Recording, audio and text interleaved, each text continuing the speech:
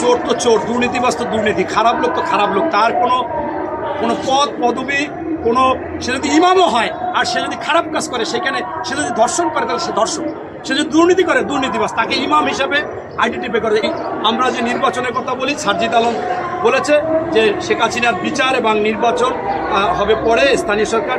আপনি শোনেন, এইটা এক একজনে গায়ের জোরে বলতেই পারে। আমি একটু আগে বলেছিলাম যে তাইলে তো 6-7 বছরের বাচ্চাদের বিয়ে করাই দিলে বাচ্চা হতো। এখন এই সারজিদ আলমও এখনো কিন্তু অনেক বড় হয় না। রাজনীতিতে আপনারা দেখেছেন যে এই 16 বছর আমাদের নামে গুম খুন হত্যা করা হয়েছে, মামলা দিয়েছে।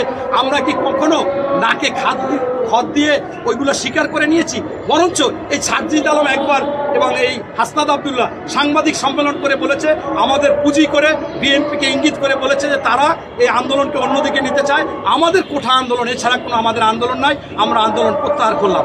এরপর আরেকবার দেখেছিলেন হারুনের ভাতের হোটেলে গিয়ে একদিনের মধ্যে পাশার উপর 2টা পিটান দিয়েছে, আর আমাদের তো রিমান্ডের পর রিমান্ড দিত, আমাদের পায়ে গুলি করে পা ভেঙে দিয়েছে। কখনো তো আমরা এটার মধ্যে যাই নাই। আমাদের দলের যে সিদ্ধান্ত, জনগণের যে আশা আকাঙ্ক্ষা, সেটাই প্রতিফলন করেছি। তাই উনি যেটা বলতেছে যে বিচার হবে শেখ হাসিনার, এই বিচার করার দায়িত্ব এই সরকারের। আপনি একটু আগে বলেছিল আরেকজনে যে আওয়ামী লীগ কি নিষিদ্ধ করা হবে কিনা বা নির্বাচনে আসবে কিনা। আপনি দেখেন, জামাতকে কি নিষিদ্ধ কোনো দল করেছে?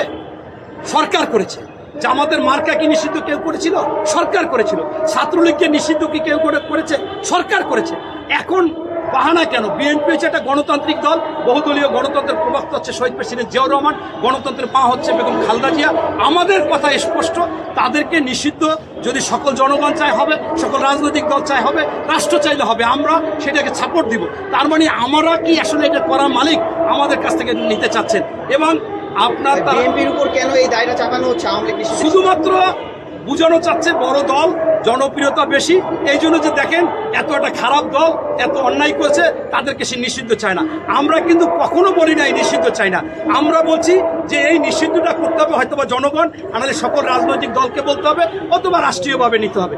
এরপর শেষে যে কথাটা, যে নির্বাচনের কথা, আওয়ামী লীগ নির্বাচনে আসতে পারবে কি পারবে না সেটাও সরকারের দায়িত্ব। আমরা কোনো দল এককভাবে বললেই তো হবে না। আওয়ামী লীগ নির্বাচনে আসতে পারবে কি পারবে না সেটা কিন্তু আপনারা দেখেছেন।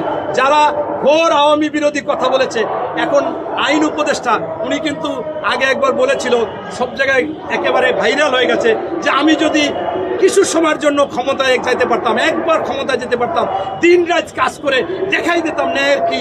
অথচ সেই লোকই কিন্তু আওয়ামী লীগের বিরোধিতা করে এখন বারবার বলে যে আওয়ামী লীগকে নির্বাচনে আসবে, তারা নির্বাচনে আসতে পারবে, এবং অনেকেই ওনাদের বলে।